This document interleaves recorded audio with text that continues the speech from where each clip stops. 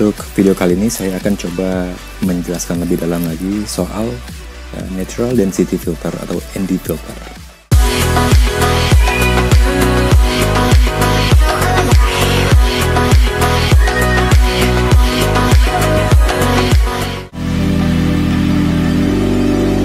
Sebelumnya saya akan coba menjelaskan dulu apa sih itu yang namanya ND filter.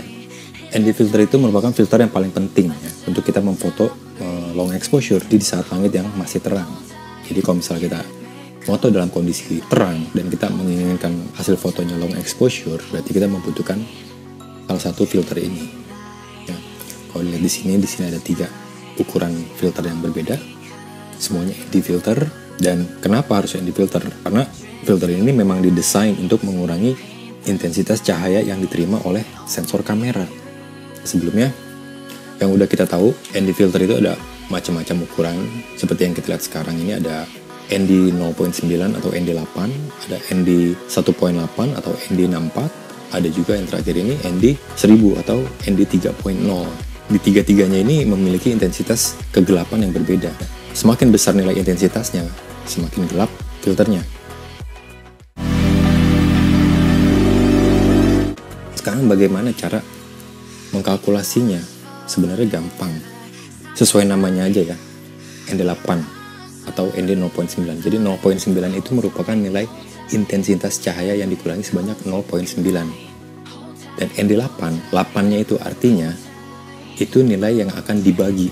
Jadi contohnya, misalnya shutter speed kita adalah 125 sebelum kita menggunakan ND filter. Lalu kita menggunakan ND8, artinya 125 itu dibagi 8. Nilai yang kita dapat adalah 1/15. Kalau tidak percaya, mari kita buktikan dengan menggunakan ND kalkulator. Kita memiliki speed awal misalnya 125.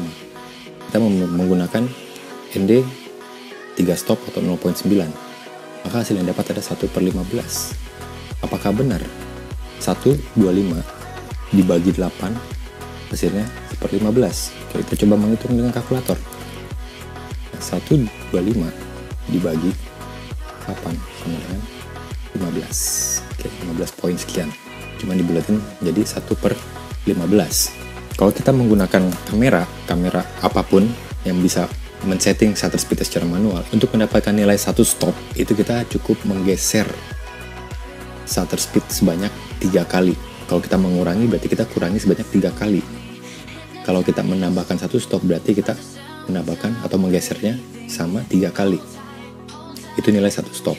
Artinya jika kita menggeser sebanyak 3 stop menggunakan ND8, itu kita menggeser sebanyak 9 kali.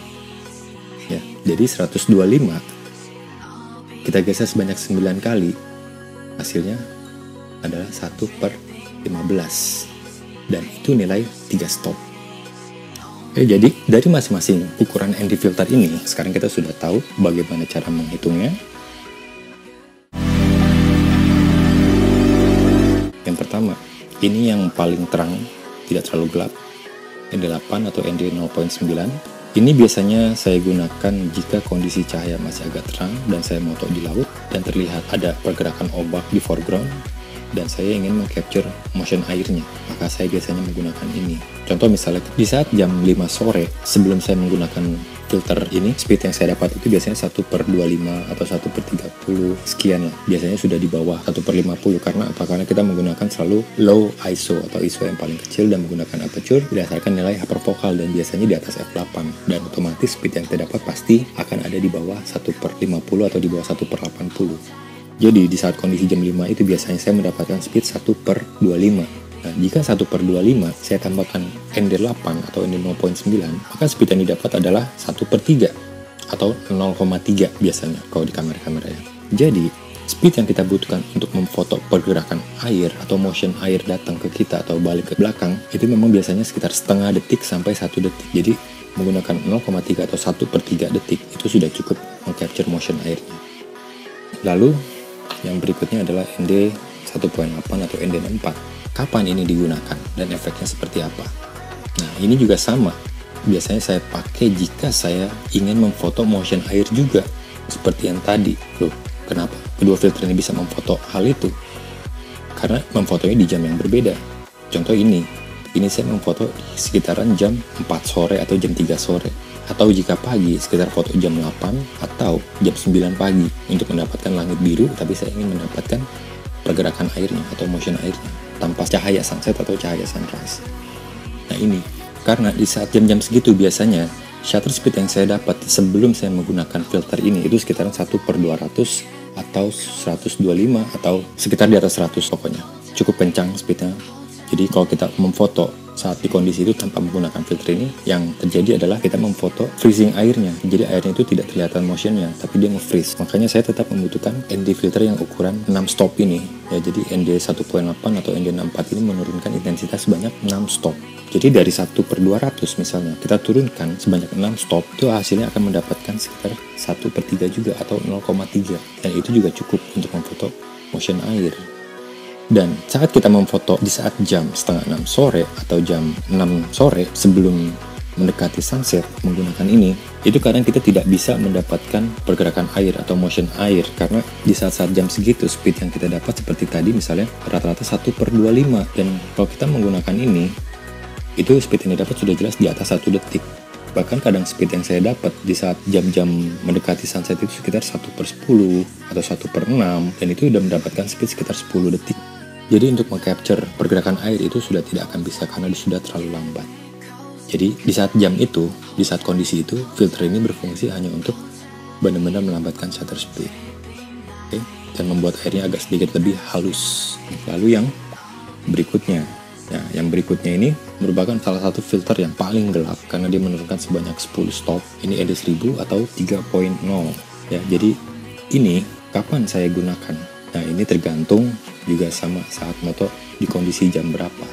Biasanya jika saya menggunakan ini di saat posisi sunset atau sunrise, sudah pasti speednya sangat-sangat lambat. Bahkan saya harus menggunakan mode bull.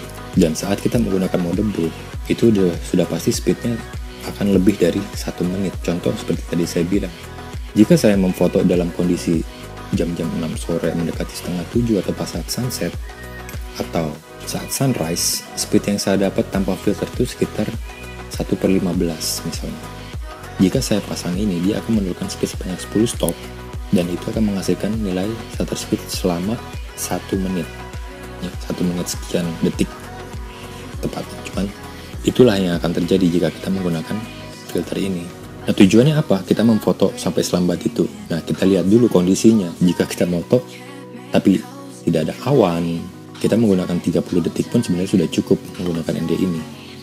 Tapi jika kita memfoto, kita lihat ada awan yang banyak dan bergerak cepat. Jadi kita untuk mengcapture pergerakan awan itu, ini sangat kepakai karena kita memfoto menggunakan shutter speed yang sangat lambat seperti tadi menggunakan mode bull itu selama 1 menit, bahkan kadang bisa mencapai 2 menit tergantung kondisi cahaya di lapangannya. Apa saja sih yang menentukan hasil ND filter itu sehingga di luar sana terdapat harga yang berbeda-beda? Karena yang seperti kita tahu, makin lambat speed kita itu tergantung dengan kualitas glass material yang digunakan produk itu sendiri. Contoh misalnya saya foto menggunakan ND filter yang biasa saja atau yang murah, dan di pasaran juga banyak ND filter yang murah. Jika kita menggunakan speed lebih dari 15 detik atau di atas 20 detik, itu biasanya terjadi yang namanya color cast. Jadi perubahan warna, dari warna aslinya dia berubah, entah itu menjadi biru, entah itu menjadi magenta, tergantung jenis material bahan yang digunakan oleh produk ND filter tersebut. Dan ini adalah filter ND warnanya Nisi Filter, dan pengalaman saya dari dulu saya foto landscape dan saya sudah mencoba beberapa jenis filter ND yang berbeda-beda, dan saya menemukan Nisi Filter ini memang sangat-sangat low color cast. Mungkin bisa dilihat foto ini adalah perbandingan antara saya menggunakan Nisi Filter dan saya menggunakan Lee Filter. Jadi bisa dilihat sendiri hasilnya. Yang menggunakan Lee Filter hasil mentahnya berwarna agak sedikit biru, yang Nisi Filter warna mentahnya mendekati netral, jadi sangat-sangat low color cast. Itulah kenapa kita untuk memilih ND filter yang benar-benar bagus itu ya memang harus mengeluarkan biaya yang cukup lumayan besar, tapi akan sebanding dengan hasilnya. Dan kita tahu juga semua bisa diatur atau bisa diedit saat post processing, bisa menggunakan Photoshop, bisa menggunakan Lightroom untuk memperbaiki atau mengkoreksi warna yang tadi terjadi color cast. Tapi menurut saya, jika saya memfoto hasil yang sudah kita dapat dari kamera, sudah bagus, sudah enak, itu artinya akan membuat kita melakukan post processing yang lebih singkat. Jadi menghemat waktu untuk kita editing.